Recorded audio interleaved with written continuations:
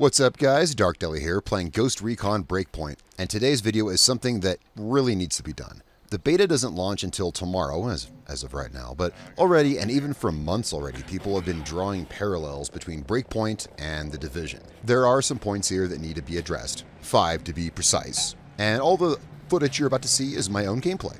So let's go ahead and get to the first point of comparison and not waste any more time. There's 5 points of comparison here which I want to put to rest if I can, for good or for ill, so here we go. Breakpoint does have many features that we saw in The Division, but it also has so many features we saw in Far Cry and other Ubisoft games. So why is everyone so up in arms about what they see as bad, what they think is going to happen? Well, I'm going to get to like the biggest one out of the way right now, and that is bullet sponges.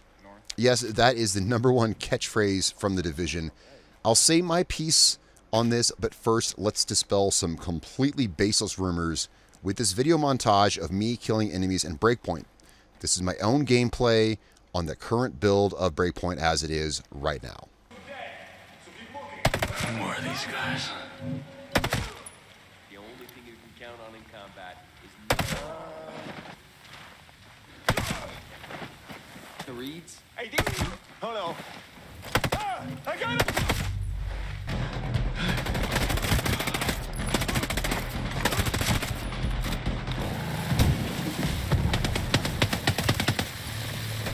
They hit the car? Okay, get out. Out. So some of these drones are tough, and that's because they are robots. Some of them, such as the Behemoth for instance, are covered like tanks in armor. Yeah, they're going to be tough. Part of this will lead into #3, but no, enemies you encounter are just as killable as they were in Wildlands, just like you saw in the video clips just now.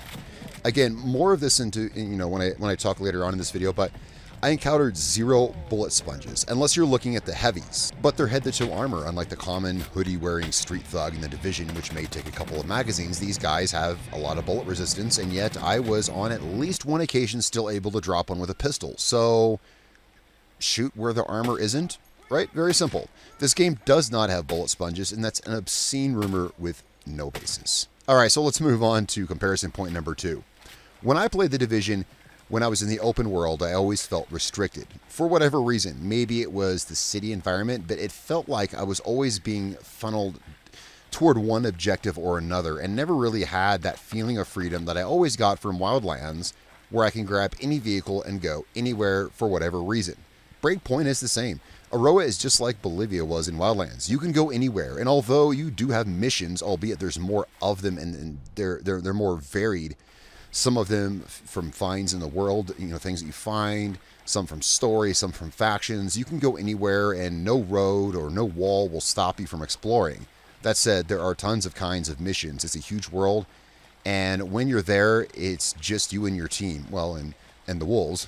There are no restrictions, and there's not even a feeling of being restricted. You can plan any route to travel any place you want. Alright, so point #3. This is one of the other top points of contention, claiming this game is ripped from The Division. Tiered loot. Another catchphrase. First of all, maybe this is just because of my RPG background, but how is this a bad thing? I mean, okay, maybe it doesn't have necessarily a precedent in tactical shooters, but how is it bad? In Wildlands, nothing you ever picked up or gained was in any way an upgrade.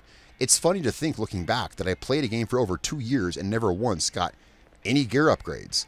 Yes, the loot here is tiered, you could say, as in, appropriate for your level, and like many games comes in different, qualities marked by the color next to it, green, blue, etc. I never played The Division enough to really see the downside of this, but I've played so many games, and in fact most games I've ever played allow you to get upgrades. The only bad here is a misconception that this doesn't belong in a tactical shooter. Well, according to Ubisoft, maybe it's something that does. We'll have to see. I've only had beta access, and that access is limited. That's all anyone's really had. But I've seen no downside to improving my character and my quality of playtime, actually gaining from a loot drop. I've seen no downside to it. There will be much more to be said on this once we've been able to explore the game farther and for longer. Alright guys, so let's move on to point #4. Breakpoint does have player hubs, like the safe houses in The Division, where you will see other players when you enter. There is a maximum in Breakpoint of 32 players per map. And when entering one of these faction headquarters, you may see other players. But the moment you leave back to the world, it's just as you were. You are alone, unless in co-op, or whatever.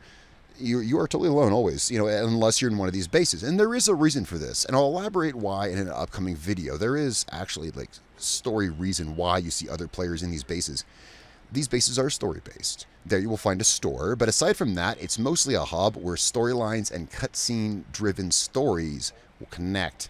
And there's a lot of story in Breakpoint. It's really good stuff. Now, finally last, we're already at the last point. Number 5, this is one of the other huge points of contention I've heard, and so far as I've seen, it is true. And, well, let's get to it. Online only. This is one I just don't get. I recall it almost killed that SimCity game a few years ago until they finally broke down and added a way to play it offline because people simply, And it's been one of the things people complain the most about The Division. So why force us to be online even if we just want to play alone? This is one I'm going to totally agree with you guys. I've been fighting all these points, but I will agree with this one. This has been a huge downfall in so many games. And if it is the game that I think it is, where Ubisoft puts forward all their best, then why take this step? Maybe it won't be. Maybe so far as I've seen, it's online only. We've not seen all of the game yet, but sometimes their internet goes down. Or sometimes I'm uploading a video, watching Netflix, or something else that's hogging my bandwidth, and I just don't want to try to play a laggy game at that time because something's causing lag. Now, I will agree that this really is one bad limitation. So many players have limited or no internet. If it has a single player component, which this game does and in fact focuses on, then why require the constant connection? This is the thing I was asking myself the whole time when I was trying to play The Division. I had a lot of problems where at the time, and this is my horror story, when I started playing The Division, the original Division, at the time I had a very bad internet connection.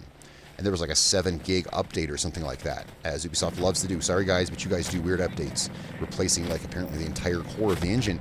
That's not the point. I'm not going to speculate about developmental issues I don't know about, but I will say that there was like a 7 gig update, right?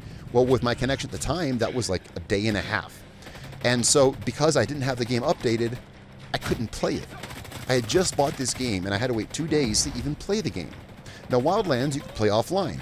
If there was an update pending, no problem. I could still play it. I just couldn't play it online because I wouldn't be on the same level of competition, the same level as playing as the other people.